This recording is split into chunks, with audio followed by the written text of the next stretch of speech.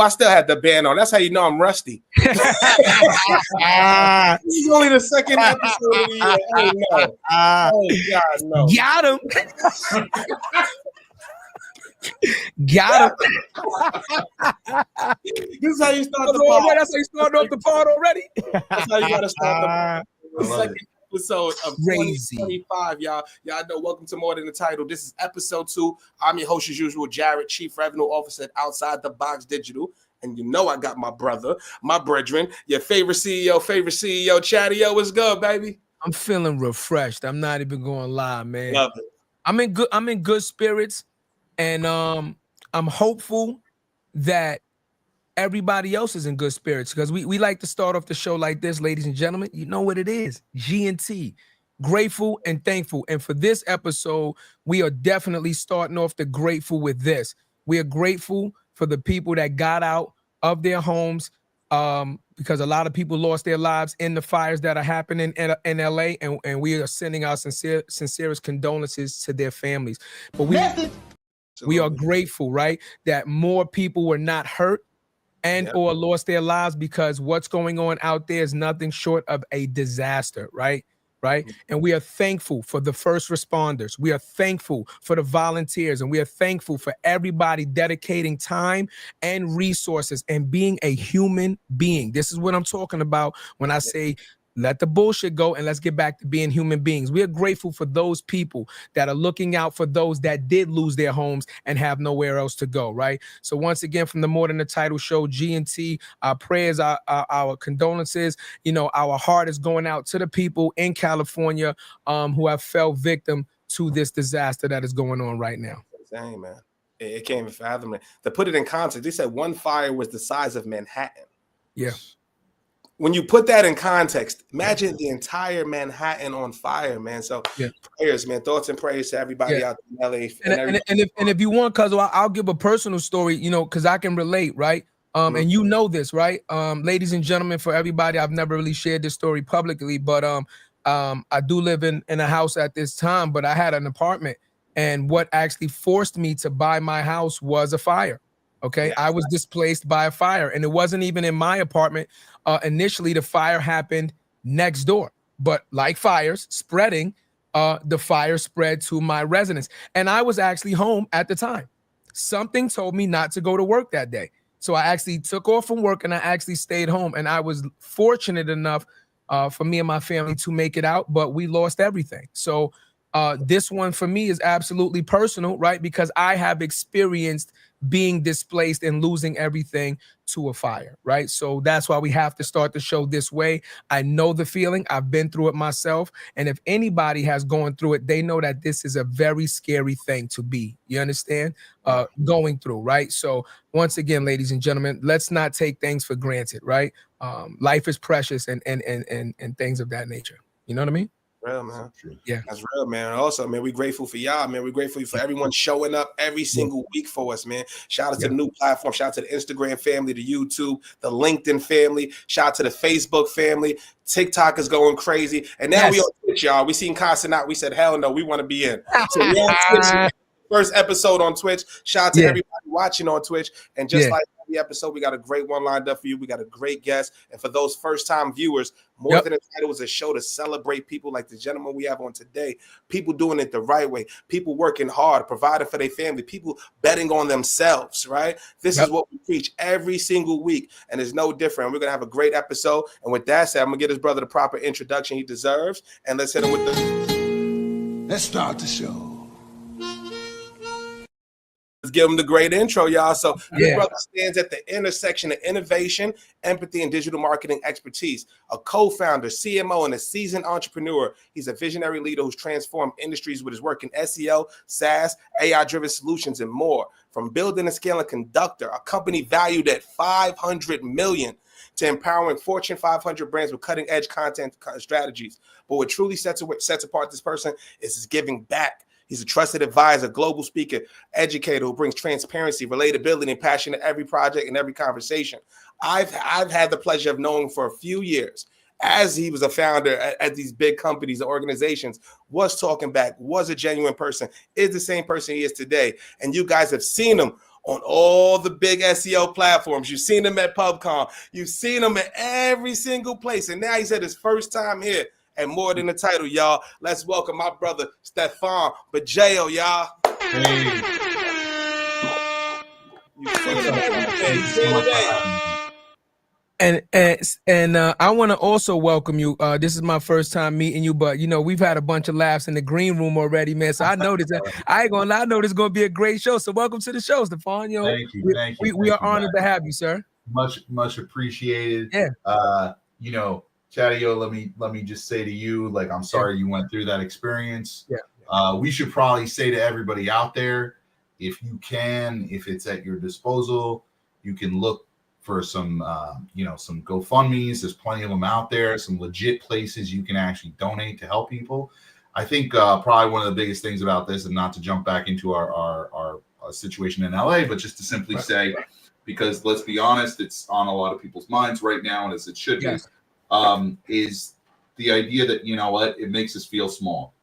Like, your intro made me feel real big, way bigger than I should. Frankly, it gives me imposter syndrome. We can get into all that in a minute. But at the same time, when you realize that all the stuff you're building, all the things you create, all the titles, all the stuff, all the material goods, right? Fire can sweep through a town and take the whole thing out, just like a tornado, just like an earthquake. Yes. Not to say we're so small in the universe, but we are. And sometimes, unfortunately, it takes these things to remind us, wake us up. But that gratefulness and gratitude is something I admire in you guys doing at the beginning of your show, and frankly, something everybody should try and do. I try to put that as a part of my daily routine. Not that I have as good a daily routine as I probably should, but definitely try to make that an ongoing thing for me, because it's important to put context to your world, right? It's too easy to just put on the blinders and move forward. So. I have a feeling that might come up a few times. If you all haven't seen this show, they're sometimes they're loose with a button, sometimes they're not. I haven't checked your fingers today, gentlemen, but we'll see what happens. Listen, we got the quickest triggers on the East Coast. I know you do. I've watched, so I have some sense of what I'm walking into. I don't go in blind. So thanks for having me, guys. I want to tell you this, right? It is, we call this show More Than the Title, right? And this is a perfect example of more than a title, right? Where is your title when your house is burning down, right? Where is your title when you're running for your life and you're trying to save your family? The title that you hold at work, the title that you hold anywhere in that moment, does any of that matter, right? And the answer is no, it does not, right? In times of tragedy, right? In times of duress, in times of struggle, does your title or if they matter? And the answer is no. The things that matter are the people that are around you, your circle, and what you guys are doing to either aid each other, right? To help each other, humanity, or to destroy each other to make things worse. See, and that's why we more than the title, man, because really, we got to get back to understanding it's okay to strive. It is okay to be accomplished. It is okay to, want to be the best that you can, but it should not come at, the destruction of others. You understand what I'm saying? It should just not, it shouldn't be that way. On a bigger level, right? But sometimes people let their title supersede themselves, right? And you'll always supersede your title.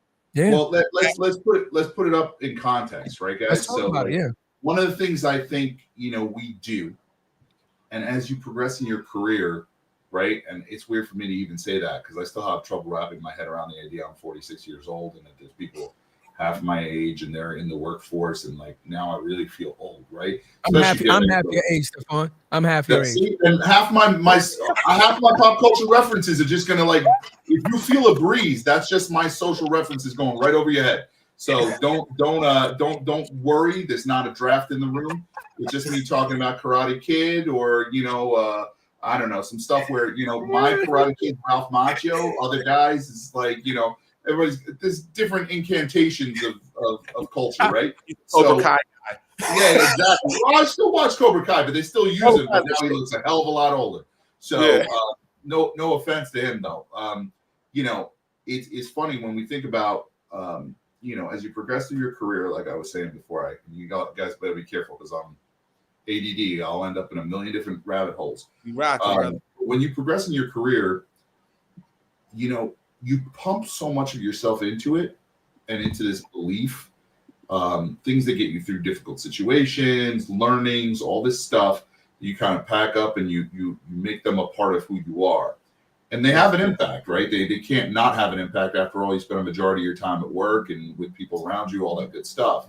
But the reality of the situation is that your identity gets wrapped up oftentimes in what you do. Especially if you love what you do, right? If you love what you do, if you enjoy what you do, they always say like, you won't work a day in your life if you have a passion for what you're doing because it won't feel like work. It'll be like a career. It'll be like, And when I think about that, I think to myself, the internet turns off tomorrow. What am I?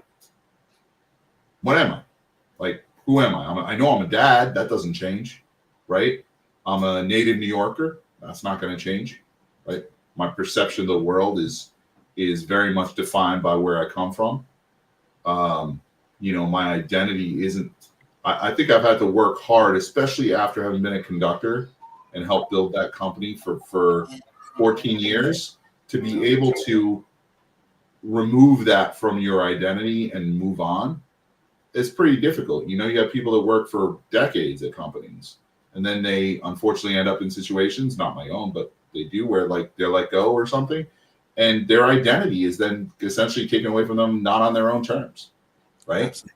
It's a lot to take in. So how much of that you allow to kind of have an impact on you or not is very much a game of self-reflection and understanding yourself and realizing like who you are, which we can get into. So yeah, no, I definitely want to start with you, but I definitely want to dive into that. I know for me personally, it's because I was always bounced around so many different places. I was never attached to the job nor the title. Right? Like, you know what I'm saying? Like I bounced around a lot, bro. I was here for 3 years. I was top performing here, got quit or got fired, quit or got fired, quit or got fired, and it was just that song and dance, bro. And it got to the point where it got to the pandemic when shit really started to matter. And you're like, who are you? And I look off the screen, off the scoreboard, and I'm realizing my life is in shape, man. Like I'm a good dad. I'm doing the right things. I'm working hard. I'm not stealing from nobody. I'm not doing it. I'm a pillar in the community, all of that good shit. So that's who I am. I like to laugh. So that's why we have this kind of conversation like that, because not too many people want to have a platform like this to really give the real information and really learn about who you are as the person. Because I would be in those places like a conductor and be like, who the hell are you, Stephan? Yeah, well, I was never. Here's the thing about me: I'm never shy to show that, right? Like I've lived for whatever it's worth. I've lived a life good, bad, or in between, where I'm more than willing to share how I feel about situations. When I first came to Conductor, I told Seth, the original founder, because it's an interesting story how I become a co-founder. But I told Seth on our first interview, I said, which wasn't even Conductor at the time, it was a company called Link Experts. And I went in and I met with him. I said, you know what? I did 3 things. One, I walked in, and this is now, we're talking 2012. I walk into that room with 40 printed out LinkedIn recommendations. Now, people don't usually do LinkedIn recos, or they started doing them, or what I'm talking about at the beginning of LinkedIn, right? Printing them out. It wasn't even like it was a glimmer in certain people's eyes. It was very, very early days. And I had printed these out, and I said, because I was in a customer success role for enterprise companies at Yahoo. And I said, here, this is what my clients, my coworkers, everyone has to say about me. Here it is. So if you need references, by all means, I can have you talk to people. But here's people willing to say it publicly on my behalf. So that's one. Two, I gave him a thumb drive. And I said, I think innovatively. This is what I do. This is my creativity. This is my superpower, right? I think differently. So I want to show you. And he plopped it into his computer. That was his first mistake. And he pulled up an Excel spreadsheet of his whole and their org chart. And I built it from looking at LinkedIn. And I said, look, LinkedIn doesn't sell this, but this is all information that's really important. And other companies would pay to have access to this kind of information. Now, they're choosing not to do this, but I'm looking at it from a different perspective. They're just all about finding a job, but I'm looking at this as a completely different technology. Like we could be thinking, I don't know if I took anyone to school, But I definitely did that. And so the last thing I make about meeting with Seth was the idea of saying, listen, with me, you're always going to get the truth. Like, whether you like it, you don't like it, it's the right thing, the wrong thing. I'm going to give you my opinion. If the shoe fits, wear it. If not, throw it away. Right? That's my approach to most everything, and it allows people to understand where I'm coming from often. Now, will I say it in the most eloquent way? No, not all the time. Might it ruffle some feathers or piss some people off or not be the right political thing to do in certain situations? Yeah, but life's short, and in all fairness, like, you know what you get with me. I'm not going to play the politics. I'm not going to play the games. And if it gets the right things to happen, great. If the wrong things happen, yeah, I've definitely lost some great opportunities because I couldn't shut my mouth. So, it's you try to have more good things come out of it than bad.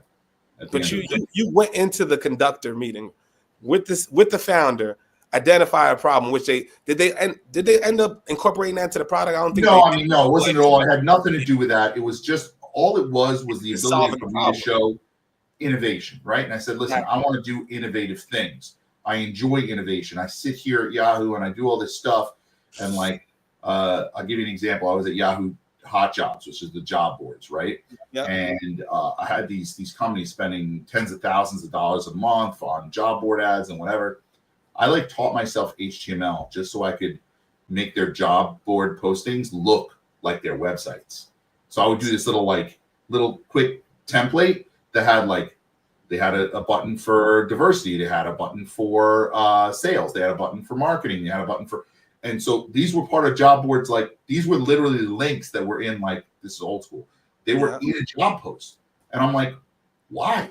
Like, why not actually make them the buttons that are on your website? Why not put a banner that actually shows the stuff that's on your career site? And I was like, hey guys, clients, these big companies are willing to pay for this. But try getting that message up the channel at a large organization.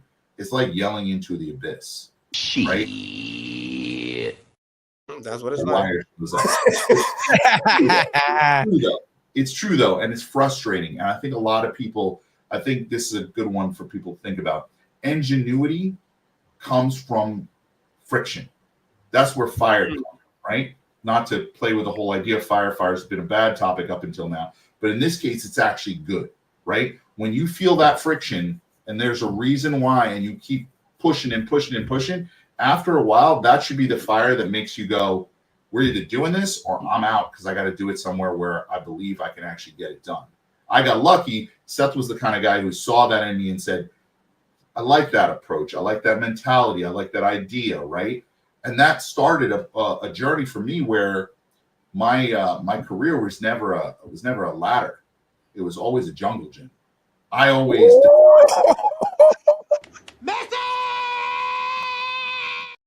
the jungle gym is crazy. But it's true. Like, jungle gym is crazy. It's not, people want to tell you, and maybe this is old school, maybe this is my generation. I don't know. I hate saying that, but like this idea that like things happen in a linear fashion, right? No, they don't happen in a linear fashion. I was at a job board. I ended up at a links company. That links company sold off its people and its software. We went back to, after doing like $1 million of revenue a month, of which they were making 50% profit. Then it jumped over to a software, and the software was breaking new ground in places no one had ever built the software for. And we were aiming high, and we were like a small group of people that got smaller and smaller because people were like, I don't know if I believe in all this. Yeah.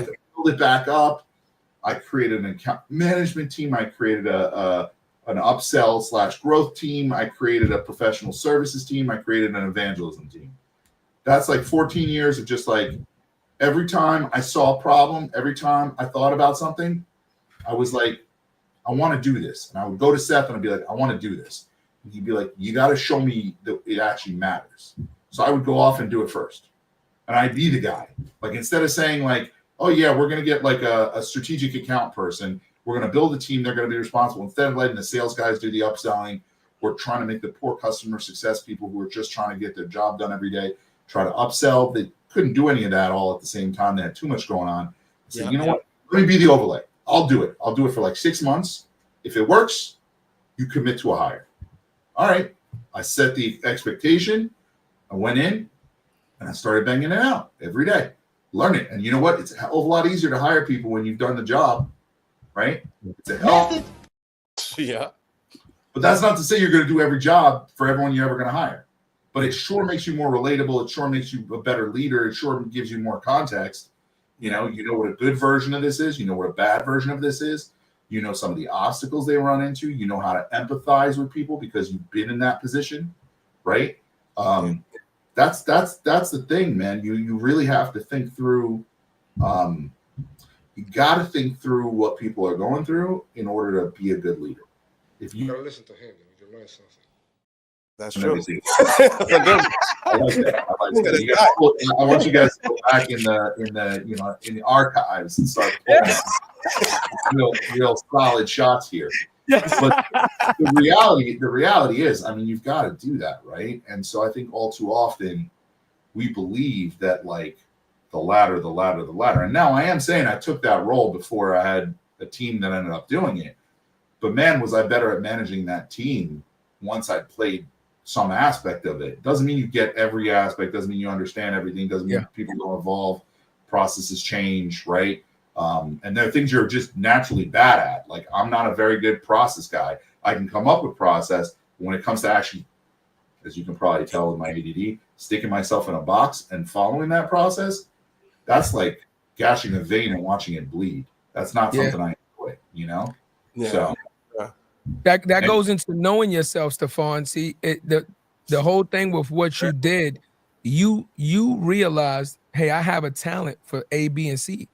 Let me do what I'm good at, right? So you took your talents and you said, okay, I know I can do this. Like you said, I created a team for this.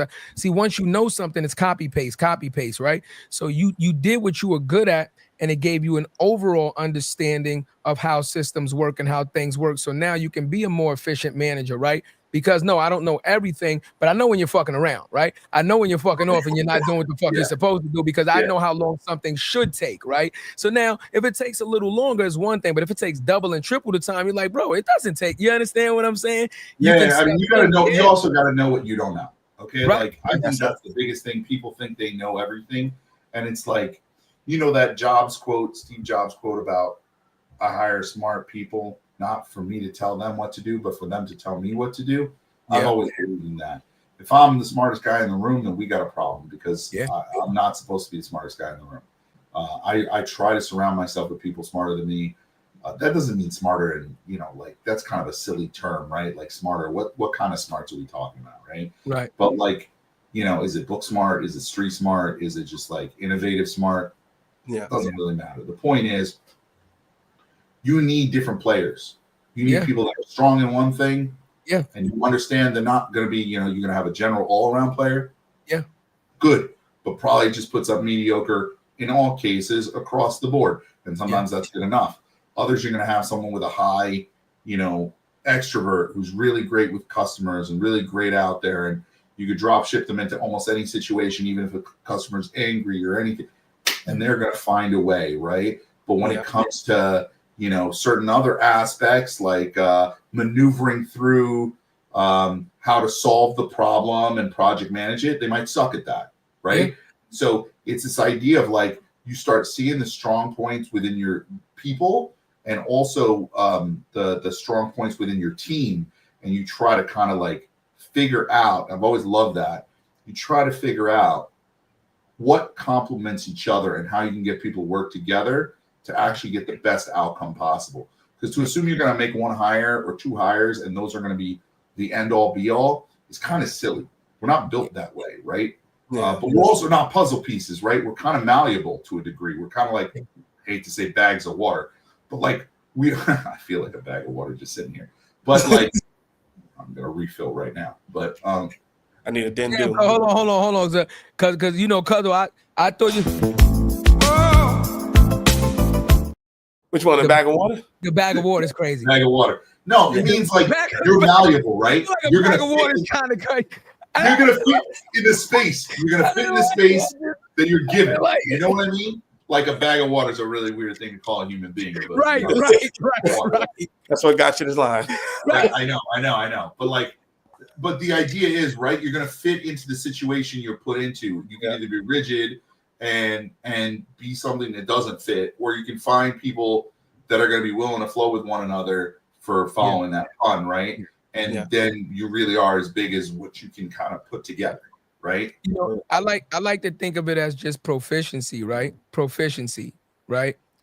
And the way that I go about things is I'll do the job that you hire me for, but I'll also make suggestions if you need help. Like, hey, if you need help, let me know because I know how to do that too. Or here's a little suggestion if I see you struggling. I'm not going to try to do your job, but I'm going to let you know, like, you know, I know how to do that also. So if you need help, you have a support system within me because I know how to do that as well, right? And that way it makes people comfortable within your team to make them feel like he's not trying to do my job, but okay, it's great to know that somebody else knows this. So then you can bounce ideas off each other and stuff like that. And then, right, more malleable, right? And if I know if I got a problem, I could go to Jarrett because Jarrett knows this stuff too. Hey, Jarrett, let me pick your brain, buddy. That builds camaraderie. That builds camaraderie, right? And you know, and that makes the team stronger because everybody then can say, oh, you know, I know my team is going to help me out. They're not going to say, well, I'm going to do my job, and if you fail, I'm going to point the finger at you and say, well, I did my job, and you know, that's about creating safety, right? And the way I've always done that, and I just like I usually use a whiteboard because I'm a little bit of like crazy like that, but I'll basically draw a circle on a whiteboard. And I'll write comfort in it. And then I'll start taking the pen and starting to go kind of a little bit, almost ends up looking like a flower, right? And I say, my job is for you to fail. And people look at me like, what? And I'm like, yes, I want you to fail. Because if you're not actually trying, like there's two ways to fail. You could fail because you're just being lazy and not like actually doing your job, or you could fail because you were trying a little bit more than was within your comfort zone, right? And it's okay because as long as you expand that circle, over time, that becomes comfort. The diameter of your circle, right, is your comfort zone.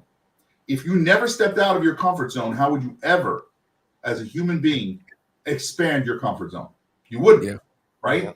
So my job as a manager is not simply to get the job done. We're dealing in humans here, right? Humans have feelings, emotions, thoughts. They are constantly there's constantly inputs and outputs going everywhere, right? So the reality of the situation is if you're going to work with all different types of humans, you've got to find out what their passions are, what direction they want to go, you know, what is their intention, what gets them up in the morning, what makes I like to say, I always try to avoid creating the Sunday scaries. Like I don't like the idea. Like I think HBO made all of its money off the Sunday scaries. The Sunday scaries is this idea of like, I don't want to go to work on Monday, but I'm willing to pay the price of being 1 hour more tired to watch that show. And so all their hit shows were always Sunday nights because, you know, they understood the psychology of it. Like you'll stay up until you thought that the 9 to 10, okay, the 10 to 11. Oh, you really want to go midnight? Like we'll let you go up until midnight before we start running a rerun of an old show or something like that. And so people would do that because they're trying to avoid it. Now, what makes you excited and makes you want to run to work on Monday? Does that sound crazy? Why does it have to be? If it's something you're passionate about, if you're a doctor, you enjoy helping people. It really is why you did it, right? If you did it for what I hope was the right reasons. And aren't you excited? Don't you want to do that? Yeah, it comes along with some nonsense and everything does, right? But if you're not pushing yourself and your boundaries in order to create comfort, explaining to a team that failure is okay, and that it's almost expected, right? We expect failure. In fact, I want to share failures in the room because my failure is going to teach someone else. I'll be the first one to tell you how I failed. That's the other thing too, is people bring in these leadership ideals, but then they don't live up to them themselves. I'll tell you I fell flat on my face. I'll bring up those examples and people will say, oh, well, as a manager, that's a real problem because then, you know, their confidence in you is shaken. No. In fact, the empathy is there. If they're real humans, they're going to care. The fact I was willing to share my reality, my story, what's going on with me. And that's going to allow us to look at each other a little bit differently. That person is less likely to leave you high and dry with a 2-week notice right in the middle of a project when you need them the most, right? It's not how you create those kind of relationships. But if it is transactional and it's all about the money and it's all about the paycheck and you could care less, and you literally are spending your dollars for time, which, trust me, there are plenty of jobs out there where you are trading your time for money. Straight up, point end, they will let you go tomorrow as if you didn't exist, right? Absolutely. There's a lot of that out there, but there's also another world, right, where you can be valued for who you are. You can build a system that's based on people. People and profit don't have to always be at odds with one another, right? It's true. And I'm sorry to be that way, but like, and you all gave me the soapbox, so it's all your fault. But the reality is there's no reason these things have to be at odds. We just built systems that don't treat people with the kind of respect and, frankly, dignity that they should, right? So, you know, I think everybody's got opportunities, hopefully, put in front of them, especially in this digital world, right? We're in a world where, like, you want to learn something, you don't have to do the college thing, you know, like, you don't have to do that process, that method. It's I mean, listen, there's value to it in certain ways, and there's not value in other ways, right?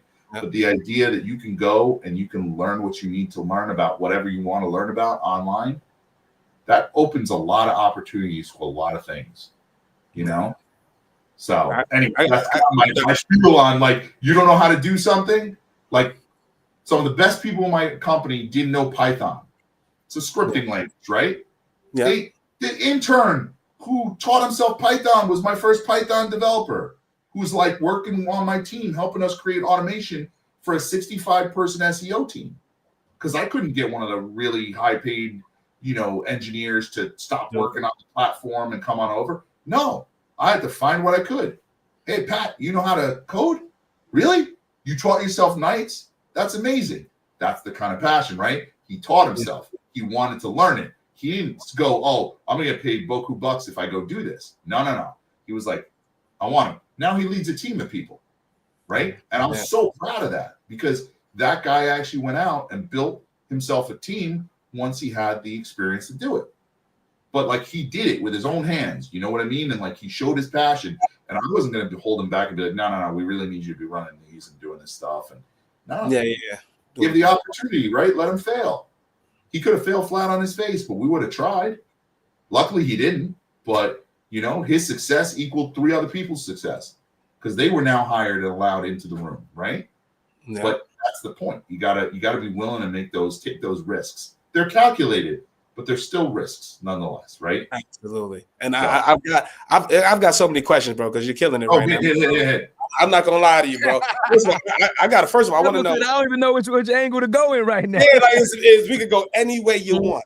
I do want to know, because Conductor, right? Because I was in the street when you guys were coming up, right? I was at LinkDex. I was at a competitor. I remember all the SEO platforms. You know that stuff. You know, I rock my brother Chris Hart. Shout out to my brother Chris. Yep, my dude. But the growing days of Conductor. Tell me what that was like. So now you got the ear of the CEOs. You're implementing these systems and processes in place. What were some of the big bets that you took that succeeded, and what were some of the big bets that failed? I would love to know, bro. Sure. So let's get back to first thing we do. We got link experts. We got to sell it off. So we're kind of hearing some stuff from Google. Matt Cutts is starting to get a little bit, you know, about it. And frankly, like, there's, you know, even though the way we were selling links back in the day from Link Experts was very up and up. Like, if you said you wanted to rank for cheap bottle of wine, but your bottle of wine was $50, we weren't letting you buy the link. Didn't matter how much money you would pay us for it. We weren't letting you do it. We had a guy who literally was called the quality czar. That's what he did. All day long, he just basically turned down money, right? So while we're doing this, and again, fire him. No. Friction. No, he was great, because he kept us honest. He kept us honest. Right? And that's the key, is he kept the business honest. He was a pain in the ass to every salesperson who ever dealt with him, because they were like, man, Al, just let me sell the damn thing. Nope, not going to happen. This is the guidelines. I'm sticking to them. But as that went on, we sold that business off, and now we're like down to like 20 people, 25. And those are all now named official original conductors. And the reason we went to Conductor was this idea of, like, my team used to give these major companies, we're talking like Siemens, Marriott, Overstock, you name the biggest companies in the world that were our clients, the way they would actually see the effectiveness of what they were doing in SEO wasn't some fancy platform. It was literally an Excel spreadsheet we were just sending to them. I'm like, if someone decides to say you rank number 1 right now and send that over, they don't know any better. And like, people are like, yeah, that's pretty much how it works. And I'm like, that's crazy town. So Seth, the founder, was like, hey, this is $1 million business, but we need to be in $1 billion business. If these big companies don't know how to track the effectiveness of their organic marketing of SEO, we got to build a platform for it. And so he said, all right, let me grab all the engineers we've been using to do this whole link thing, and let's start building SaaS. And it was a crazy idea at the time. Plus, he just reduced the company down, right? So we were all given co-founder titles and shares, like a small amount of shares at that point, to just like hopefully keep everyone around, to be honest. Like, I thought it was as much a ploy as anything else. Well, you're going to have a company with like 25 co-founders. It doesn't make sense. Yeah. But here's the thing about that. And this is where I was like, I'm going to look at this differently. And I tend to do this, right? This tends to be my MO, is I don't like to follow the norm just because it's given to you. I like to look at the options. And I said to myself, all right, I have this co-founder title. Am I the guy that started it from day one? No.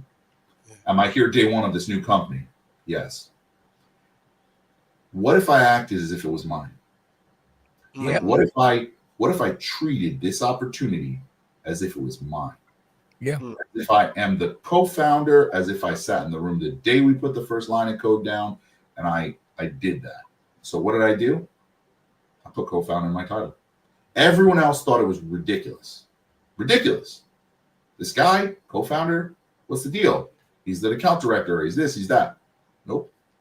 First thing I did, co-founder. And now the next thing I did, I would take a call with this person. Of course, they saw co-founder, so more than a title, right? They saw the title, and all of a sudden that allowed me in rooms that I was not allowed to be in. But you beat me to it, cuz. You going no? You got me on the edge of my seat. This shit is real. But it's true. I was able to get into rooms and places that otherwise I wouldn't.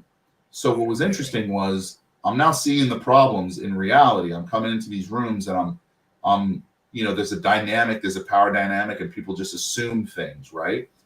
And that's okay. I'm not going to dissuade them one way or another. Is my intent to help that person? Absolutely.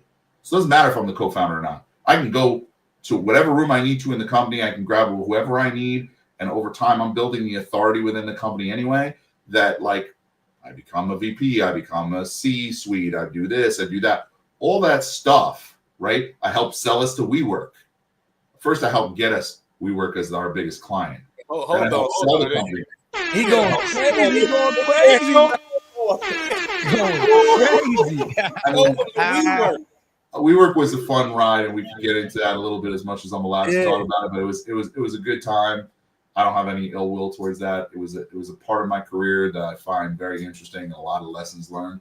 But the idea there, as Jarrett, you asked me a question, which is like, okay, what did how does that evolve? So it's pretty simple. You just look and you see what people need. So the first thing I started realizing that we needed, we were an SEO company providing SEO software. You know how many SEOs worked at our company? Zero. Yeah, and now what's funny was I learned SEO on the fly, right? You know how I learned it? I learned it the old school way, which is like I didn't hit one line of code. I'd go to the guy at Marriott, awesome dude, Jeff Gold. He was amazing. I'd be like, hey, Jeff, so, talking about organic, I heard this and this and this about the algorithm and da-da-da-da and what's going on with it and so on.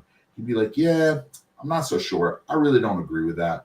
What I think, and yada, yada, yada, right? Then you take that yada, yada, yada, and you call the guy up from Overstock in completely different industry, but you're like, hey, I heard this. What are your thoughts on it? Now he gives you his opinion. Then you go back to Jeff. You say, Jeff, I was just talking to someone at Overstock and they told me about this. What do you think about it? And the funny part was problem one I identified. SEOs were on their own little coconut island with one palm tree and they felt alone. They felt super alone, right? I have this cartoon I love to show that's like, I gotta find it. I lost it somewhere in the madness, and now I gotta find it again. I asked AI to replicate it. It did a crap job because it can't actually. But like, it's this idea of this SEO, and you see this SEO on an island with one coconut tree, and he sees a raft coming towards him, like one of those inflatable rafts, right? With a guy who's clearly ragged and like has been on the water for days, and both of them yell, "We're saved!" Right? Because like, well, put two SEOs together, all of a sudden you've saved. You know, they both think like the world just doubled, but the reality was, I was going into all these major organizations. Number one, SEOs were alone if they even existed. Number two, they were part-time. Number three, they usually were a bunch of males, frankly, who all looked kind of like me, had glasses, beards, and they really didn't speak any exec. They just spoke tech. Yeah. So like, you know Office Space? Yeah. Chadeo, you know this reference or no? Office Space. All right. So think of the guy with the stapler. Now I'm going to try and bring him in a room to pitch somebody on the value of search. That's a great analogy. Okay. I like it.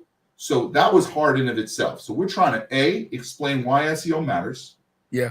B, provide a software to people who frankly like never had a software of that price point, let alone, situation.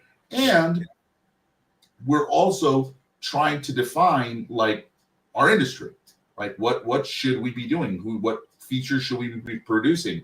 What matters? And of course, your smart technical SEOs are like, oh, you got to do this and this and this. And like the other one's like, no, you got to do it that way. And the biggest dollars are like starting to be louder and louder, like who's going to pay you more and stuff like that. But that doesn't solve your problem. That solves one company's problem. It doesn't mean it's replicatable. It doesn't mean it's scalable, right? So you see these problems and you start thinking, how do I solve them? So solution one, let's get some SEOs through the door. Let's start hiring SEOs. And for whatever our product can't do, let's start building out a team. Let's start actually having a team that uses the product and helps the client. Let's start onboarding. Like a great example, first way we started professional services. In order to use our platform, you have to put in a bunch of keywords, right? What keywords you want to rank for? Yeah. Chadeo, what keywords you want to rank for? Podcast.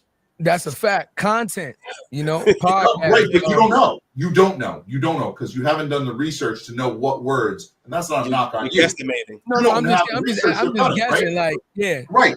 Yeah. So I'll give you a great example. Yeah. I was once told we want to rank. It was a major telecom company says to me, okay, we want to rank for the word networking. I said, okay. Why? She was a good friend of mine too. She was a client. I said, why? She said, because it ranks. It has a search volume monthly of 59,000 searches. Right. I said, okay, but what do you get in Google when you search networking? You know what you get? You get LinkedIn. You get a home Wi-Fi. You don't get enterprise solution, like, wiring an entire office, not even SMB. This was like enterprise. This was like trying to sell the biggest companies in the world, like their connectivity solutions. So I'm like, that's not what you're looking for, right? So the idea was we learned very quickly that what people thought they wanted wasn't necessarily what people were looking for, and that we had to do some due diligence because crap in, crap out. You put crap into the product, you got crap out of the product. So we had to say, all right, let's do the research for them. So at first we started selling that. I took two kids almost straight out of school, and we just started doing keyword research. Yeah. 87% of new business deals in that quarter bought the onboarding, what we call keyword acceleration. Keywords, helping you identify what keywords you should be tracking and why. So you're going to pay for this product, and on top of that, you're going to pay for the research to put the right keywords into it. It seems crazy, but in reality, if they were going to make that expense anyway, they kind of wanted the help. So immediately that became a thing where the business is like, oh, forget this. We're just going to roll it into the business. Like this will be a part of your package it, and it's part of the business, and we do this for you. That team becomes a team of 7. See how that works? And things evolve. They don't know what kind of content to write. And so we start building content solutions that are more strategic, then they don't have migrations, right? Or they have migrations going on for their websites, but they don't have any help to help them with it. So we build a team of people that do nothing but that, and they help them through that process. They help them use the technology to understand how to do it, and we build it out.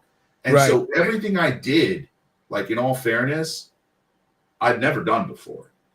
And there are plenty of times I failed miserably. I'll give you a great example. We created managed services, which was like, think of it like we come in, this is a team of professionals, right?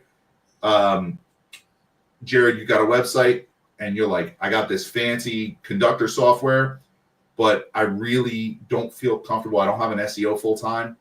I just tapped like my marketing intern to do this, but I'm now handing them this fancy software. So how do I get the most out of it? So we created managed services, and what we would do is we get on the phone and we'd be like, all right, so how can we help you? Right? They had a certain number of meetings and hours per month, and we kind of did it. You would charge for that. But here's the thing. We had an NPS, and for whoever knows what NPS is, it's Net Promoter Score. And it's many software companies essentially use this. It's a 1 to 10 scale, and depending how it's in, which is basically, would you recommend this product to someone else? That's it. That's all it says. And then if you go 8 or 9, you're considered a promoter. If you do like 7, 6, 5, you're like intermediate. And then there's like all the lower, which is the detractor, somebody who's not interested. Now, there's this calculation that I'm not into that basically can figure out what your Net Promoter Score is. Gotcha. When we first started managed services, our Net Promoter Score was negative 42. You don't have to even understand the score to understand that's not a good thing, right? So people were looking at me like, dude, you like got these people, you hired these fancy SEOs, you like, you know, and now we got clients basically coming back and being like, you suck. They don't see the value, they may churn. Right. I turned to Pat Reinhardt, an awesome SEO who I hired, who's an amazing guy. And if anyone's in the SEO industry, don't sleep on him. You should be reading his stuff, consuming his content. Really smart dude. Yeah, because negative 42 is like, damn. Exactly. So here's what Pat said to me, and he was right. Happen. How do we publish this? Right. No, Pat and I were like, acknowledge this shit. No, we were looking at each other like, this doesn't make any sense. And then we started to realize, oh shit, these people want to be told what to do. So we flipped the script. Instead of asking, we were telling. And you know what? That negative 42 switched to a positive, I think it was like 23, real quick. Right. Real quick. And that was like, people were like, whoa, how did you do that? And it was like, we just changed the context. We understood what the client really wanted. If I come to you as an expert and say, now you tell me what you need, you don't know what you need. That's why you hired me, right? But I was approaching it trying to be flexible, saying like, Jerry's got this kind of company, Chadeo's got another kind of company. Like he's a hospital and he's an e-commerce store. So how am I going to solve their needs necessarily? It's not templated. I can't just follow the same thing I did for him or for her. So what do I do? And funny enough, we just decided instead of trying to be everything to everyone, we would tell people what we thought they needed. And they liked it. Yeah. Right? They liked it. And that hold was on, Stephan, your camera got blurry on us. Yeah, my camera did get blurry. Hold on a second. If I hate this. There you go. Okay, yeah. There you go. Yep. There you go. Crispy and clean. Yep. So yeah, we changed. Oh, wait, Stephan, can you move your camera down a little bit so we can get you more in the picture? So when we do the clip. Here, how about this? Yeah. Oh, perfect. Thank you, sir. Cool. My man. No yep. So yeah, we just realized that like people, this was not a space that people had all the answers. They wanted advice. They wanted to know what to do. As soon as we changed that, people were renewing us like crazy. In fact, I once sat next to a competitor at a dinner, and he introduced me to someone in the industry and was like, yeah, this is Stephan. He built a professional services team. I think you made some mention of it. It's a real pain in our ass. And I'm like, it was like the biggest, honestly, it was the biggest like compliment I could get, which was, I'm not in the business of trying to kill other businesses, by the way. Yeah. A lot of people can play.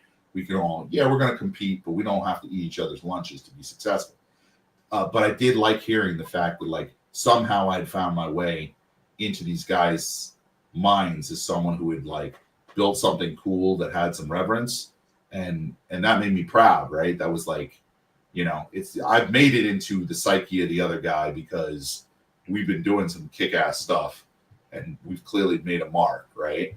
So that made me feel real good, I got to tell you. But again, mistakes, man, mistakes. They could have turned around. Seth could have turned around and said to me, you know what, Stephan, it's a failure. It's an absolute failure. Here you go, going thinking that you could bring SEO to these people, and make them all capable and all this stuff with your own SEO guys. And look how badly it turned out. It's actually harming us as a company. He could have said that, but he gave me enough rope. Now you can either hang yourself with a rope or you can jump rope. So, method. I saw you reaching. Well, listen, because I'm gonna tell you something, Stephan, man. We've been talking for a little bit now, man, and you spitting some real gems, man. So I just got one thing to say to you. You have my curiosity, but now you have my attention. I love your attention. I love your attention. No, but for you, I didn't know that you guys started managed services in the space. I mean, I'm not going to say we started managed services. Like, right. People started agencies everywhere. I didn't start that quote unquote. No. For a SaaS product. For this SaaS product, we started doing that, and that became a very prominent part of our ability. It wasn't the only thing we did, and we clearly we were using this as a flywheel, right? We'd learn stuff, we'd bring it back to the product team would go build it into the product. So it was like, it wasn't just like a one-way street, right? We understood. We got a better sense of the landscape of what people needed. And especially, this was the really good part, we knew the problems that were common. Because I could walk into almost any room with any executive, again, remember, punching way above my weight class. I remember this one situation, y'all might like this story. I go into this it's a very large, multi like $100 million, multi-$100 million company, probably $1 billion company. I go in there, I'm with the CMO. The CMO is brand new. I mean, brand new, like he's probably on the job maybe 6 weeks. My managed services team has told me, listen, we've been telling these guys all the stuff they need to do to the website to make it better. They're just not doing it. Now, these guys have 2 SEOs. Mm-hmm. Now, I have a problem. I got to go into the room and I'm trying not to throw these guys under the bus, right? Because we've been giving them recommendations and they're not doing them. So I sat there. The guy's name was John. I still remember this. And I asked him flat out. I said, John, your job as an executive is like mine, right? He said, what's that? Because he opened up already hard, right? And when I say he opened up hard, I mean, he went, so Stephan, again, we didn't disperse with any pleasantries. Like he went for it. And he said, so Stephan, we've been with you we've been working with you for over 6 months. I've been looking at the metrics. I just don't see anything coming out of this.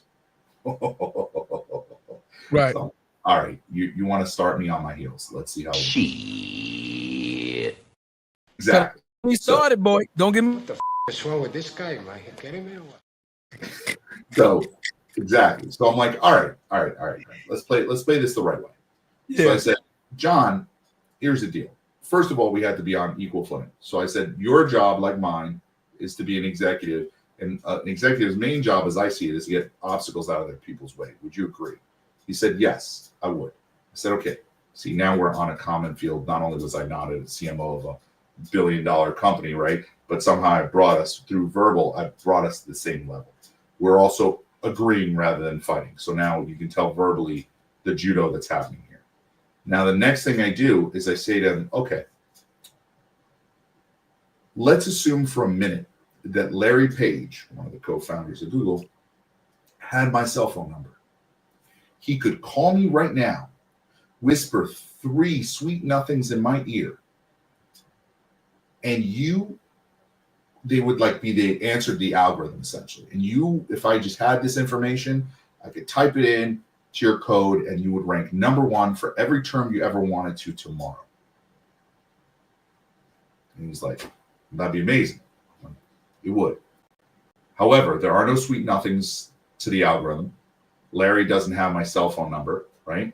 Mm-hmm. And the reality is that the situation we're currently in, even if the recommendations we've been providing you are 1,000% right, and literally that answer, which they're not, because I can guarantee you, if that was the case, I'd be on a multi-mega yacht somewhere in the Mediterranean. But I'm sitting with you here, no offense. If you don't action on these things, you can't expect outcome. So let me just show you. Let me just show you what we've done. And so then I gave him stuff, and I said, listen, maybe we need to bring your CTO in the room, because we've given you over the past month alone like 15 to 20 recommendations for technical changes that could help this get better. Yeah. But of those 15, 20, you've only done 2. You haven't implemented. Clearly, we aren't important. So the importance that I'm bringing to the table, where I'm saying these are the main things that I need you to do in order to move the website forward, in order to see if what we're saying is right, in order to take the bets and even place the bets, I can't do any of those because you're not, priority-wise, your business is looking elsewhere. So when you ask me, what have you gotten out of it? However, I turned around and said, listen, there's good news. It's not all bad news. We gave you 20 content recommendations, and you were able to fulfill 11 of them. It's more than 50%. That's great. Now we're going to have something to look at next month, right? But that's walking out of that meeting. The first thing I did, I said to the team, I turned around and said, we're doing an implementation recommendation ratio, and every executive is getting that every month. Implementation audits all day. Absolutely. Mandatory. I can't give you the answers, quote unquote. You don't take action on them, and then you're upset you don't see outcome. It's like going to a trainer who gives you the workouts. You don't do the workouts, and you expect to get thinner. Oh, I know about that, Stephan. You know what I'm saying? When you no. About these pythons, I'm about to throw in the you, my friend. The pythons. Put those guns away. You know where those come from? I know the bathroom is that way, right? Yeah. If anyone didn't know this because you haven't followed along, Chadeo happens to have been like All-State in like 3 different things. So like he's predisposed to be muscular based on the idea that like he didn't do the like get to college, get a gut thing, right? So he just kind of was this like amazing athlete that allowed him to just like, get his genes right at the right time. Like, had I stayed in the gym more when I was younger, I probably could show you something right now. But instead, I got this chubby face. And, come on, you gotta wear small shirts like me. You gotta wear small shirts all over me. Y'all are flexing all over. Let me give you the SEO. Let me give you the sweet nothings right now. The keyword is a schmedium. If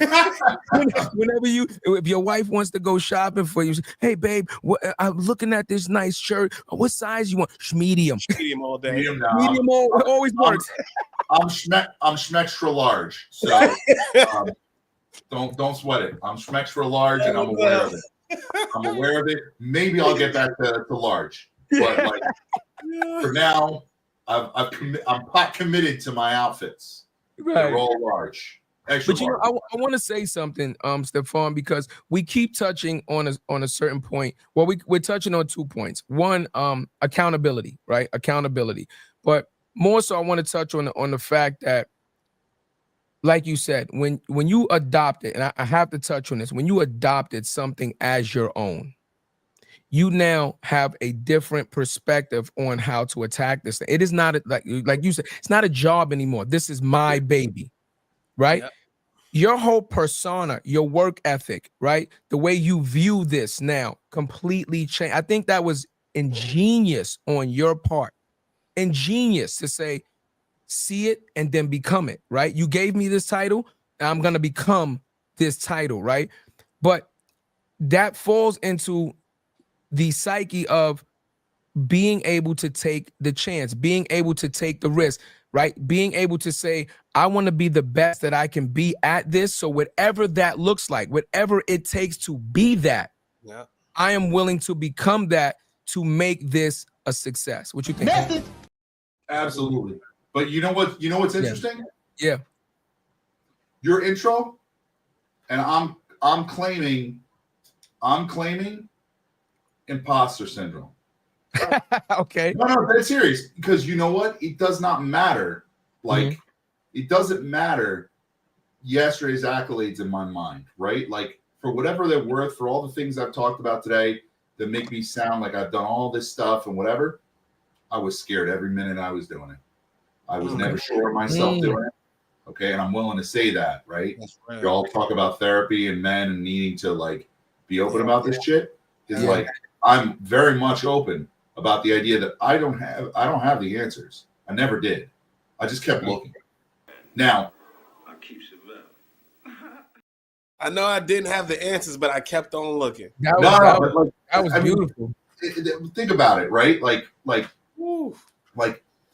I probably broke like 7,000 HR violations by saying this to people, but I'm like, I want you to think about not me in the shower, but I want you to think about work in the shower. Like when you drive or you shower, I don't know if y'all feel the same way as I do. There's something weird that goes on. You get in a zone, and your brain's kind of allowed to like. Maybe you guys do. I don't know. Chadeo's probably doing a cold plunge. Hell no, to the no. He's ice baths. He's probably doing an ice bath. I'm under a hot shower, right? And y'all don't need to picture it. Like I said, I'm extra large, so I can't picture the work in the shower image. I'm going bag of water, right? I'm a bag of water. I'm under the shower, just like when I'm driving, and my brain just can go places, right? Right. What I love is that I had a team of people that wanted to text us Saturday night. Not because they weren't going out, not because they weren't going to have fun, but just because like a thought popped into their mind and they were like, shit, you know that client, like we could do da-da-da-da-da. Or, yo, I just saw an ad on TV for these guys. I wonder if they're even thinking about like, I can't tell you how many times I saw someone all of a sudden they had an ad in Spanish. And I'm like, do they even have a Spanish version of their website? Like you want to cater to a Hispanic audience and you don't even have a version of your website in Spanish, but you're running ads in Spanish. So it's like we would understand these like broken connections because we weren't part of that machine, right? And with perspective, we could find things and connect dots that the client wasn't necessarily doing that because they're inside this big company trying to find their way through it, right? So I love the idea that people would like do that. And that's a question of ownership too. It's like my team owned our numbers. They owned our successes. They got, they knew I would fight for every dollar for them. I mean, I fought for them getting paid before I did. I fought for every single, and they knew I would go to the mat, and execs hated me for it. Yeah. Hated. I was the most hated guy you're always trying to get more money for your people. You're always trying to, I was always trying to get them better titles, more money, more authority. Not just that, not everyone's driven by money, believe it or not. Not everyone's driven by a title, right? Yeah. Some people just like responsibility. They like feeling like they have a purpose. They want. Some people like respect, Stephan. Yeah. Respect. A lot of people just want respect, right? You can be a assistant. You can be the person that answers the phone. But I'm here working like you are. So just respect me. You be surprised how far you get with just respect. So true. I was the person answering the phones for the executive body. Yeah, I'm telling you. Okay. I was also the guy at 14 helping build the ad agency's office, even though I shouldn't have been. But my dad was like the head of construction for this, so I was able to go in and start building stuff, and that equals him knowing obviously the head of this major ad company, and they did the first digital Avid machine, which was how you edited back in the day. Right. And like I got an internship for like 6 months, not 6 months, for like 2 months after that during the summer, after helping build the place, because they wanted to give me a shot. So I just edited these videos of ads they would put on Broadway whenever there was the people would get out, they'd have these ads on the TVs. And like every single thing I got like along the way, every opportunity, and I'm not silly here, right? I know not everyone gets the opportunities I get, right? Right. I'm aware of like the privilege I have, but I'm also aware that every single time I was given a ring, I pulled, right? I didn't expect that I would just hang, right? I didn't expect that if it's handed to me, it's mine. No, you have to go earn that shit, Message. So You do it. And as long as you do it, you have nothing to feel bad about. Everyone's like, oh, yeah, he got that job because of this or because of that. Hell yeah, good on him. His win is not your loss. Yeah. We're in a society that believes that, like, just because someone gets up, you're down. Yeah. Who said that? Maybe in ranks, in SEO, it's true, right? Like, if I rank number one, you're not ranking number one anymore, right? But the reality is in life, that's not the way it has to work. Your loss or your win doesn't have to be my loss. We can both win. But people don't look at it that way. They approach things, they look at people and they go, oh, damn, that guy's got that car. That guy got that job that way. That guy got, and it's like, you know what? Who gives a shit? Yeah. Like, honestly, who gives a shit how he got that? How are you getting yours? Yes. Oh, come on. That's a clip right there. That's a clip right there. No, absolutely. I got a question for you. Because I've heard you say a lot of things, but I also heard you say imposter syndrome. Do you look at yourself as a natural born leader, right? Do you look at yourself and say, wow, I'm a leader, right? Because the qualities and the attributes that you have stated on this show shows that you are a leader, because leaders lead from the front and they understand that the leader is only as strong as his team. You understand what I'm saying? So by you saying I fight for my team, you're supposed to fight for your team, because if your team is doing the majority of the work, right? You're supervising, but they're doing the work. If they fail, then technically their failure is your ineffectiveness to lead them properly. So by you always fighting for them, even though the execs didn't understand it, that's you saying I lead from the front, right? And I want to make sure that my team always knows that I value, right? Another thing, right? Not only respect that people want, they want to know that they're valued. And Cuzzo talks about this all the time. The work ethic he put in, his willingness to do things and his sacrifices. He didn't feel valued. He didn't feel valued at times, which made him feel like, what am I doing all this for? What human being is going to go to work every day? Doesn't matter what job you do. Go to work every day. Now, you said the difference.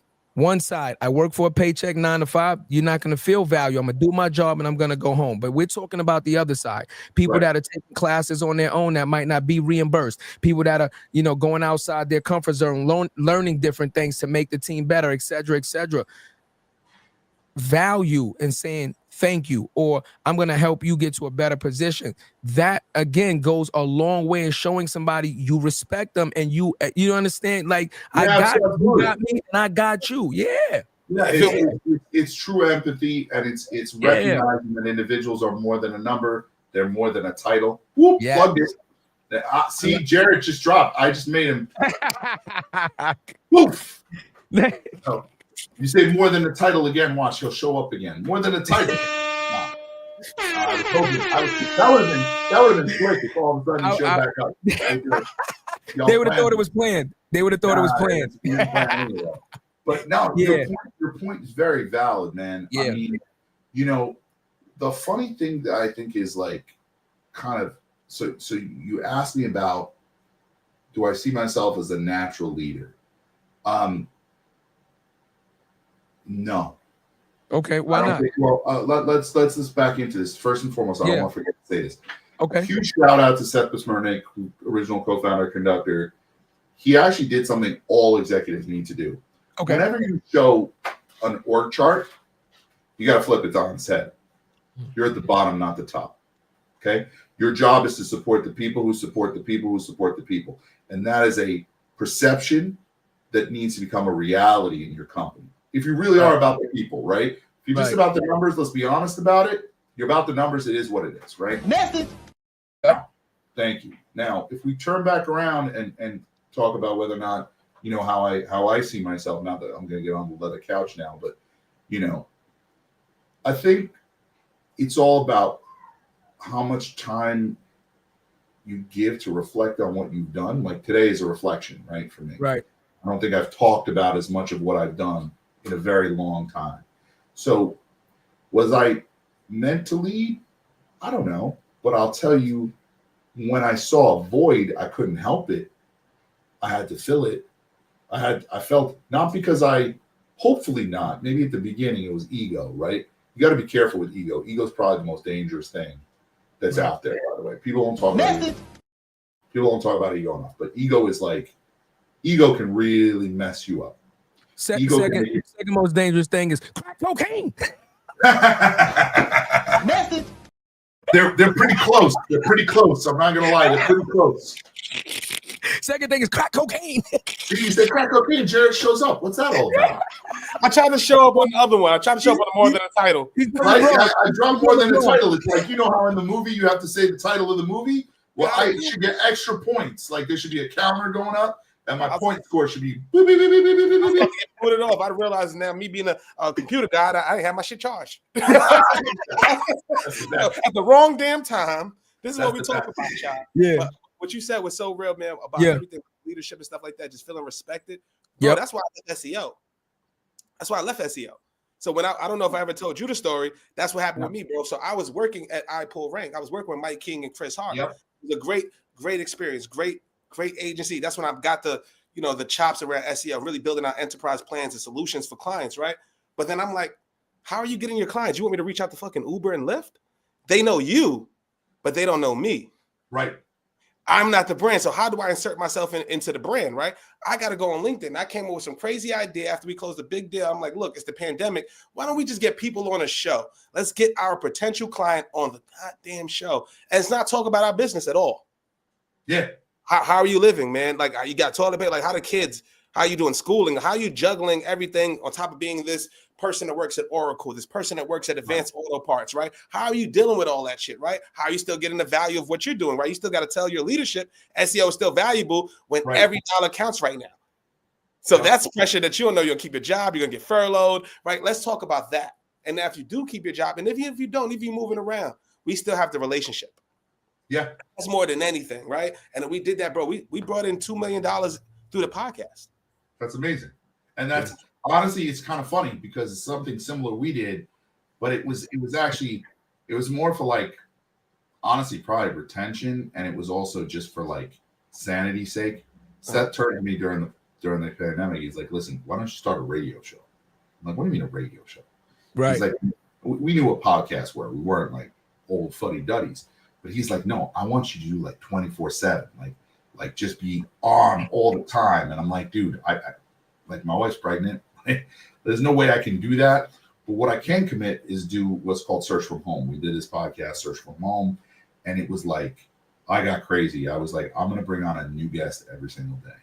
And for almost every single day for a month straight, maybe a month and a half, we had a guest. I mean, like Rand Fishkin, like you name it. Like we just and different people from different companies running SEO and doing stuff. And we did very similar stuff.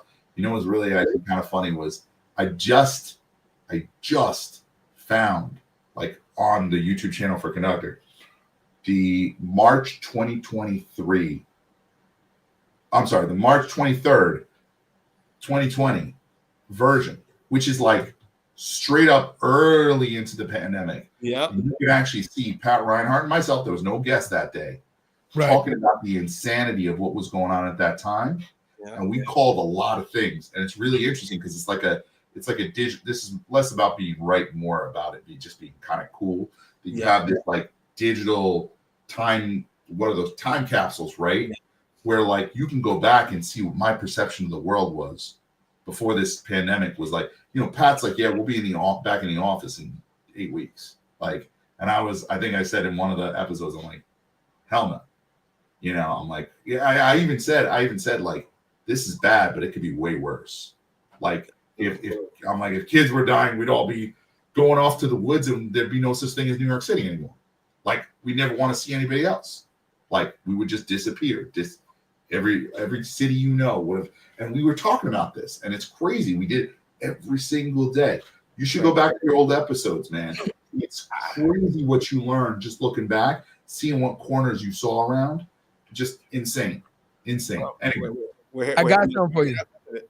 I got something for you, Stephan. See, I baited you a little bit. I wanted to see what you was gonna say, but I got you. You see, remember what you said when you went to the bigger companies. You were giving them suggestions, and you realized that they didn't want to have the suggestions. They want to be told what to do. So I asked you, do you consider yourself a leader? Because I wanted to see what you was gonna say. Now I'm gonna tell you, you're a leader. You're a leader. See, I'm not asking you no more. I'm telling you, you're a leader. And this is coming from somebody that is a natural born leader, right? It's coming from a military man that's been in the military, and I've led men and things and women and things of that nature. You are the true definition of a leader because you have time and time again shown that you are willing to lead from the front. A leader doesn't mean that you're perfect. But listen to what you said. I own up to my mistakes. I'm willing to be vulnerable. I support my team, right? I flip the chart upside down. All of these things that you are doing are showing your compassion, your empathy. That is what a leader truly is, a natural born leader, right? So I'm telling you, I want you to own this. You are a leader and you've been a leader. And I want to applaud you for being a leader because it is a selfless act. It's a selfless act, and we need more selflessness in this world to grow and continue to thrive. So, I kind of baited you for that, but you know what I mean? I appreciate you more than you know. I appreciate you more than you know. I promise you, I was not trying to bait the compliments or any of that stuff. I think, like I said, with ego, you want to be careful with that. The minute you start believing your own news is the minute you're on a downward trajectory. Like, I think you got to keep striving, right? And that's not to say what you said isn't true. I'll take it for what it's worth, and it is a gift. So I have to learn to receive gifts easier because I'm just not a good gift taker. Like, I don't understand. We can get into my psychology another day in another episode. But the reality is that, like, that is a very nice and wonderful thing to say to me. I appreciate that from a person with your expertise and your mindset and your background. And I think that, to your point, you want leaders to be humble, not always, but frequently. Humble leaders, like Seth always signed his emails, which I really liked, humbly yours. I like the idea of, like, I'm here to help. I'm here to help. If we make money doing it, that's great, but I'm here to help first and foremost. And that was a mindset, by the way, that we tried to bring to the marketing industry. Not to take us down another path, because I know we're probably going to hit time here, but like this idea, there was a saying in Conductor that I really, really liked. I didn't coin it, but I wore it on my t-shirt almost every day. And I didn't get a tattoo, but if I was going to get a tattoo, it might actually say this, which is, if you're not helping people, you're just selling stuff. Message. Okay. Like, too many companies are just trying to sell shit. Yeah. The reality is, people don't want to be sold to. They want to be helped. They want, whether they're choosing a big screen TV, right? Or they're trying to figure out what doctor to go to because someone got diagnosed with cancer. Yes. God forbid, right? They just want to get helped. So much like that NPS score we were talking about earlier, and see how this all connects, right? Yeah. Much like that whole concept is, people just want to be helped. And if you telling me what can help me, helps me, thank you. If that leads to the dollars, that's awesome. All the better, right? But the reality is, I don't have to stick my solution under your nose and say, if you don't buy this, you're worthless. If you don't buy this, you're less than a man. If you don't buy this, you've done something wrong in your life, right? There are plenty of companies that try and do that, push that on you. And, trim spot commercial, you got to see the fat guy photo first and then the six-pack abs afterwards, right? And like, you're a slob if you're not taking this pill. Trim spa, holla at me. We got to pay some bills. We'll be right back. That's one more time. Are you brought to us by Trim Spa? Are we going to get an ad going on this? Get an ad going. Holla at me. Call him. It's Chadeo at otb-digital.com. Chadeo's got some creatine back there. He's pulling out some protein bars for breakfast. He starts pulling out some like the Joe Rogan, brain food stuff. Like, he's on that Barry Bonds. Let me present you with this. Let me present you with this, Stephan. And I know you're gonna agree with this because I already see where your mindset is. You see, you fostering an environment of growth. You fostering an environment of growth actually benefits you more than hurts you. And let me explain it to you. The person that you bring in for SEO part-time, the person that you bring in for something part-time that shows that initiative to learn and grow, they're only in that position in that moment. But because life does this, the circle, right? Guess what? that person can end up being a CEO, VP, or something of a company later on down the line that remembers that kindness, that remembers the gestures that you did. And now either you're doing business with that company, or guess what? They might have their own company. Guess who they're going to reach out to first, right? Or let's say you want to transition, you've built a company, you've sold it off, and now you're looking, some people like to do startups, right? And you're looking for another home or something to build, and they're going to reach out to you. And you know what? That's what we're talking about, right? Yeah. Don't look at a person more than a title. Don't look at a person in their station in the moment and think that that's all that they're worth. No, that's just what they're doing right now. But people, they elevate, right? People climb, people fall, right?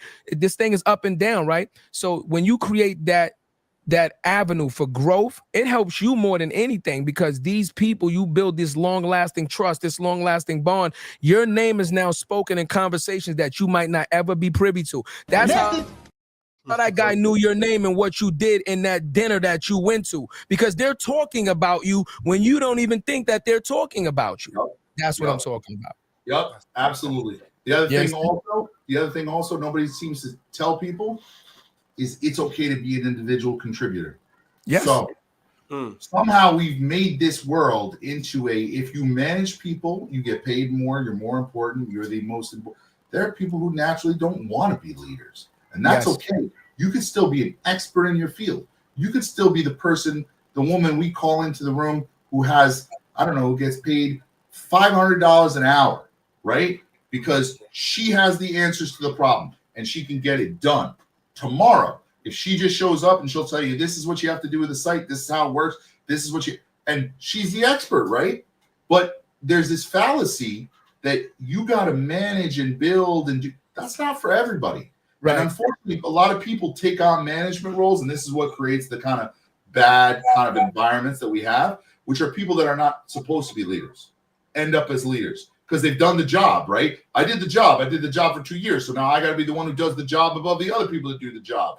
Yeah. And now I did the job well, so now you're all going to follow me. But that doesn't mean I'm a good leader. That just means I did the job well. Message. So too many companies are built that way. Too many people don't realize that the leadership skills are actually skills. They're skills you learn, and they have to come from the right places. They have to be taught correctly. And if no one's out there, I am nothing if I'm not the shoulders of the giants I've stood on before, right? The people that taught me, the people that took the time in my career to sit me down and explain things that I could rattle off names until tomorrow at 7 p.m. But the idea is those are the people who make me who I am. Now, they don't make me completely who I am. I come with my own DNA, but they sure as hell help formulate this bag of water into something a little more solid. Right. Yeah. So that's the key is people are being sold a false bill of goods when they believe, you know what? I guess I'm going to have to become a manager. I got to manage people. I got to learn to do that. No, you don't have to. You don't have to. You can just be the best in your field. You could be amazing. And you could never be the person who manages. You could have someone else manage for you. If you're that good and you make that much money and you grow a company, you don't have to be the one. I know plenty of people that don't enjoy, right now I'm getting to be the CEO of my digital agency, right? Also means I'm the head of sales. It also means I'm the head of marketing, right? It means I have a business partner who's actually listening right now. He's the CTO. He does a lot of stuff. He's kind of our CFO. We all do wear a lot of hats, right? But the reality is, I don't want to be sitting here trying to sell people stuff. That's the last thing I want to be doing. Yeah. I want to be helping people. I want to be helping people. So the more I'm gonna get to a place, I'm gonna have a salesperson. They're doing that. That's what they love. If that's what they love, that's what they get passionate out of. They like the thrill of the hunt. They enjoy that. They don't lie to people. They tell them what they're trying to help people through our solutions. Great, sell all day long, my friend. Do it. I'll be over here helping the clients, thinking about how we grow the business, thinking about new innovations we can provide and create for people, how we can solve common problems, build software that solves people's problems. That's the kind of stuff I want to be spending my time on. So you don't get the luxury of doing that at the beginning. And by the way, if anyone wants this experience, I'm not hiring, by the way, right now, just FYI. But if anyone wants this experience, I would say once in your life, go work for a startup. Do it. Yeah. Do it. It's going to be crazy. It's going to be crazy. It's not going to get you the money you probably want, but it's going to be filled with experience. And 1 year at a startup's like 3 years in a corporation. That's it. Guaranteed. Absolutely. Want to talk about the jungle gym? You got to grab whatever gets thrown at you, and you got to learn. Go do it. But you're also translating once again without realizing you are utilizing your abilities and your assets, your pros. You just said you're a problem solver. So if my cousin just came on and said the work environment that he worked in, he didn't like it. And then he went to another company and he didn't like it. You can't change it from the outside. But when people like you get in and position and you change the environment by being a different type of leader, then you start to inspire and inadvertently train new leaders, because now they, oh, it can be done this way. I don't have to do it this way. And they're not going to take everything from you, right? Because people don't take everything from somebody, but you take the bits and pieces that fit with you, and then you incorporate it into your psyche, and then you operate at a different way. So inadvertently, you're also changing the culture by being the person that you are.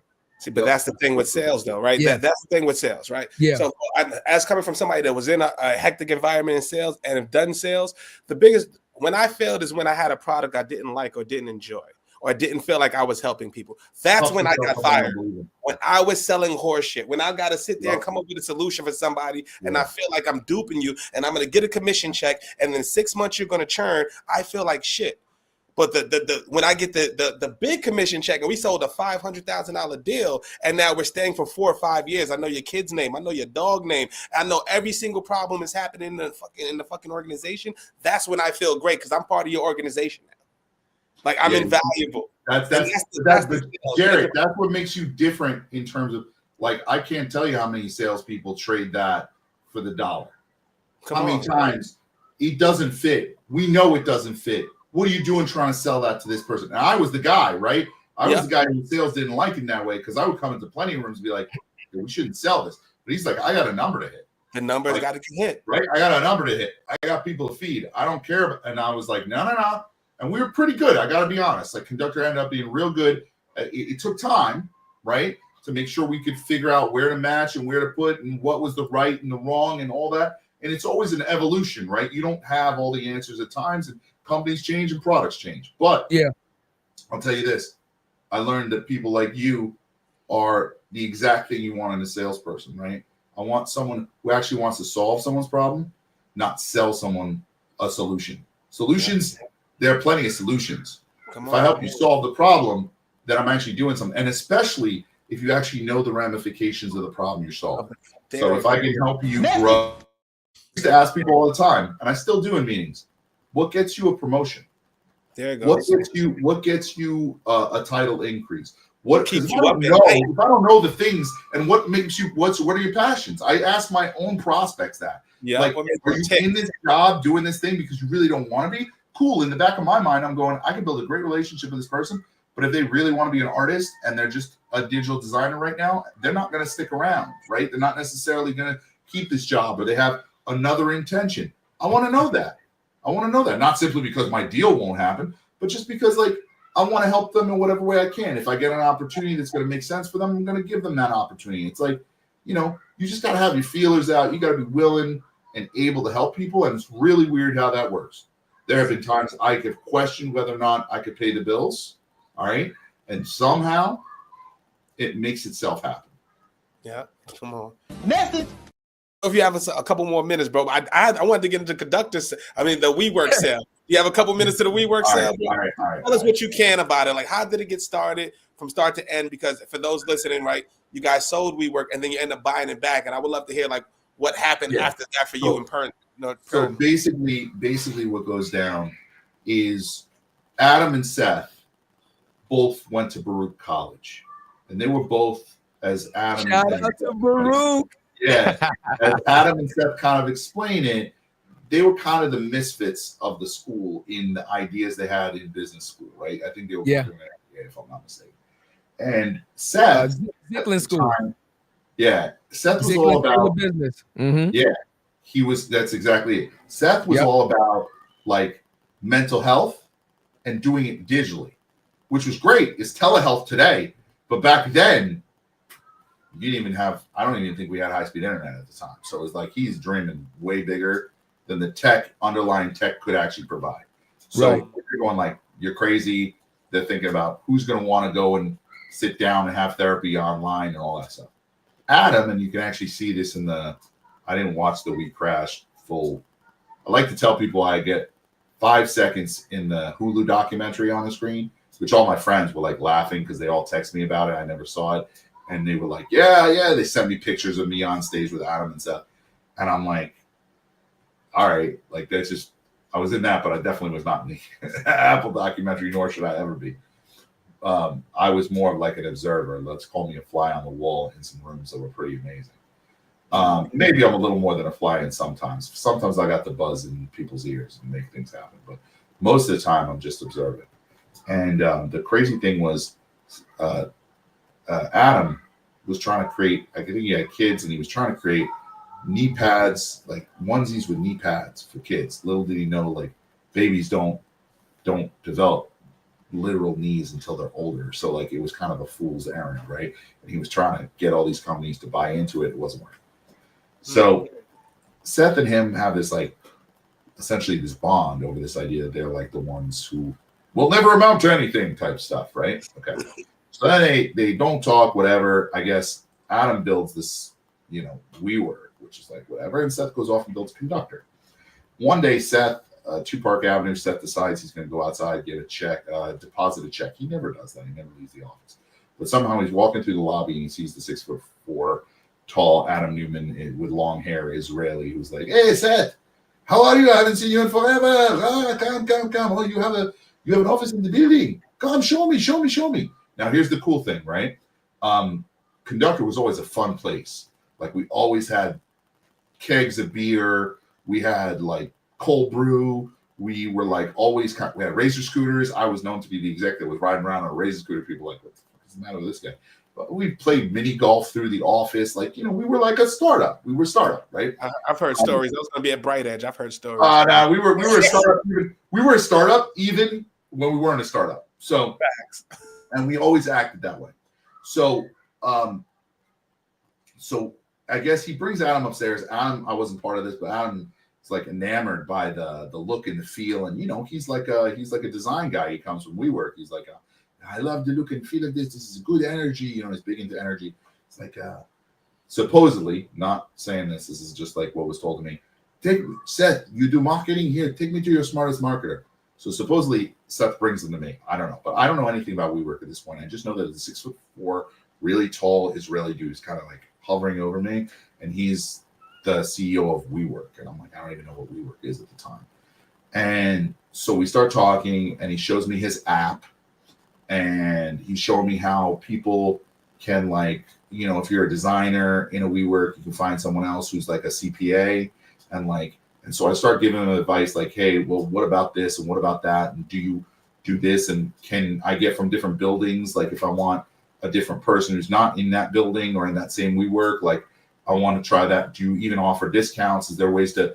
And so he's like, I'm hitting him with so many pop, that he's like, okay. So here's what we're going to do. You're going to come in, you're going to pitch us. And I'm like, oh shit. He's like, next week. And I'm thinking, oh shit, like Thanksgiving. So we ended up having like 3 days to build a pitch, 3 work days to build a pitch. It was the only night I slept in the office. I slept under the light of an exit sign and a beanbag chair because Jesse, who was this amazing person now at Vibe Logic, my number 2, the one doing the keyword research at the beginning, right? Yep. Now VP of everything, right? She's tremendous heights, right, in her career. Phenomenal. And well-deserving, by the way. She left me at 2 a.m. after we were razor scootering around the office just to stay awake, just to keep going on this presentation for this really big $1 billion, which I didn't know at the time before, CEO, and we got to go present. And then I lived in Connecticut, so I couldn't even go back to my house to sleep because I had to be back at Seth's apartment to pick him up at 8. So we literally, I got 2 hours, 3 hours of sleep on the horrible sleep. You ever been in an office, a big office, when no one's there? Everything whirs and makes noises. There's weird cracking and sounds. Shit you would never hear with an office full of people, right? But anyway, long story long, we ended up going to WeWork. I picked him up. He's like, Seth's like looking at the deck literally in the cab, like it's the kind of shit you see in the movies. And we get there, and Adam basically he has us there. He brings in other people. We like have a conversation about what they need to do. And, he's like, come back for another pitch. So we come back for another one. And the next thing you know, he's like, listen, he's like, I want to sign with you guys. And it's a big deal, really big deal. Like, and he's like, but I want you guys to understand our company. So he invites Seth and I out to Los Angeles to their on-site. They have this like company on-site. To give you context, when we joined, there were 3,000 employees. When we left, a year and a half later, 2 years later, after that time they came on as a client, they were 13,000 people. Wow. Ooh. So the environment we were in basically was one in which, imagine you had this endless source of money where you could hire just about anyone from anywhere, but nobody really knows like 100% what's supposed to happen because no one has the history. There's no tribal knowledge, right? You're basically in a situation where I would come into the room from the SEO perspective, trying to give advice or whatever, and I would find executives meeting executives. This guy from PayPal, this one for eBay, this one from this, is one from that, and she's talking to her and him, and this is the first time they're meeting, but yet I'm asking them stuff about how things work, and they can't answer it either. So it was just like it was very much like a you had to just get in there, and that's not a knock on WeWork. It was just growing at a pace that had never been seen in business. Right. Never. So it was meteoric, right? I saw the numbers compared to Facebook, compared to Twitter, compared to all these major companies, Uber, all these companies, and you could just see, like, when you looked at it on charts, both of revenue, of people, of potential market cap, it was insane. Like it was a rocket ship, right? It's how it got the valuations it didn't get, but it supposedly got, and that was amazing. Like you were inside of something that was just like, I was in the belly of the whale, but the whale was like changing colors every 2 minutes, and it wasn't that bad an environment. And it's well designed, and there's kombucha on tap, and like kombucha. It was an interesting whale. Like I got to be honest, like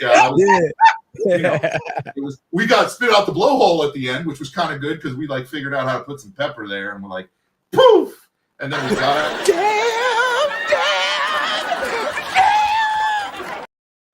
Yeah, we got out, pretty much before everything imploded. But like, yeah, I mean, you got to see some stuff and some amazing things. Yeah, they definitely saw some major failures and catastrophes of what happens when you don't focus as a business, when you try to be more than you should. But you know what? I'm going to give this to Adam for whatever anyone wants to knock him or whatever else. I think his intentions were in the right place. I think we could talk about, people will argue, well, anyone's intentions are in the right place when they make that kind of money. Put all that aside for a minute. I truly believe he thought he could change the world. Like, I really, really, really believe he thought that. And the people around him, like me and others, felt that.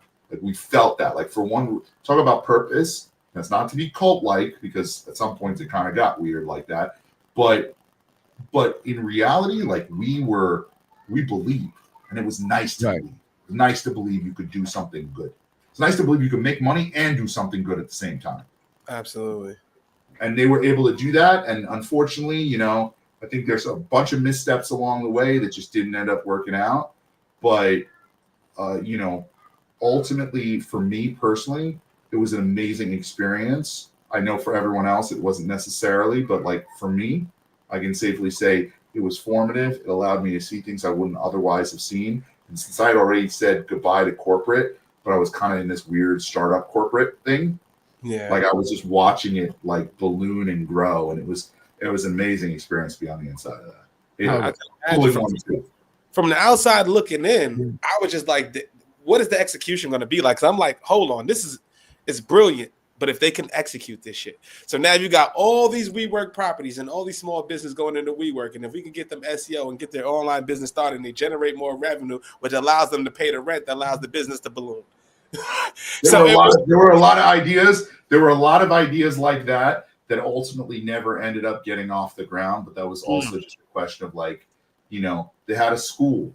They had like an interesting school. They had they got into all sorts of different spaces that like, they had Meetup. They had like all sorts of different companies and things that, at the end of the day, I think they were acquired with an intention, but I don't think there was a full plan to blow them out and decide how. And because if they had been one of those things brought in, it would have worked. But there were 7, 10, 15. There's a lot of and you're trying to move and you're going at the speed of light. Like, I don't know if the best, frankly, Warren Buffett, whoever else is the best. I don't know who the best, tech minds, well, maybe not Warren Buffett for that, but like business minds and tech minds all put in one room to try and make this a success. I don't know if anyone could have done it. It was just the velocity was so insane that like, who can hold on to a comet? Yeah. I can. Yeah, you can. I grab comet by tail. Yeah. And we'll leave you on that note, ladies and gentlemen. That was a good one, Steve. That was a good one. The boy was plotted. That was a great timing. That guy's timing is impeccable. That's why he does it. He's on episode 300. Is that what this is? No. We're on what? What is it, 176? 176? Yeah, like, I'll take I think it. with rankable, I'm definitely on like maybe 250. Yeah, probably. Yeah. Wow. We want to thank you, Stephan, for honestly, like, we say this all the time, and we understand that when you accomplish a lot of things, a lot of our guests, and we give them these intros, they like, wow, I did all of these things, but they don't like to acknowledge it. But again, right, you have to take some form of credit for yourself, right? Because you're on the ground, boots to the ground, and you're putting in the work. So we want to just say thank you for coming on the show, first of all. Thank you for having me. Thank you for the platform. Yeah. We want to thank you for sharing your being vulnerable and understanding that we're going to take your story and we're going to put it out there exactly in your words. We're not going to clickbait it, right? Allowing us to tell your story in your words the way you want your story to be told, right? Because let me tell you something again with the inspiration thing, right? You don't realize that people are going to look at this, right? They're going to hear your story, hear the way you did things, and you're going to inspire people to now go on and do things. And you might not never meet these people, but you're out there changing lives. So for that, I want to say thank you for being the person that you are, because listen, if nobody tells you, you are appreciated, right? Because we need people like you out there doing that, because without that, then I think we're going to end up in a dark place. What you got, Cuzzo? I was going to say, I was watching you, bro. Thank you for being you. There you go. See, look. Right. This is our first time really linking up, but we've known each other for like 3-4 years. Yeah, absolutely. You know what I mean? It's like our first time really linking up, man. I just want to say thank you for being you, bro. Because I was watching you go through that process and was like, man, this is fucking amazing. And now to hear the context behind that and to hear what kind of person you are, bro, it means a lot, man. So I know people are going to hear this and be like, this is super dope, bro. You have an invite anytime you want to, man. Yeah, we also want to give you the invitation. Anybody we talk to, past and present, you now have access. Well, welcome to the More Than Entitled family, welcome, brother. welcome. Text away. We're going to start the group chat. It's a pleasure to be a part of that family. And, if anybody wants, up on LinkedIn. I can't guarantee I can always give you any piece of wisdom, but I can always try to help. So feel free. That's my modus operandi of like, how to connect. People who are interested, follow me on LinkedIn. That's usually where I put up thoughts. If you can, Stephan, just put your in the group chat. In the group chat where it says 3 people, just put your number. I'm gonna put my number too. I'm gonna start the group chat with us 3. And Cuzzo, take us away, man. Hit us with the ending, man. Yes, sir. Listen. Ladies and gentlemen, this has been another amazing, and we always say amazing because we have amazing guests with amazing stories. And please take the time to listen to the jewels that they are dropping, because they're here to assist you, to help you, to aid you in your journey. So the brother Stephan came on. He told you his journey.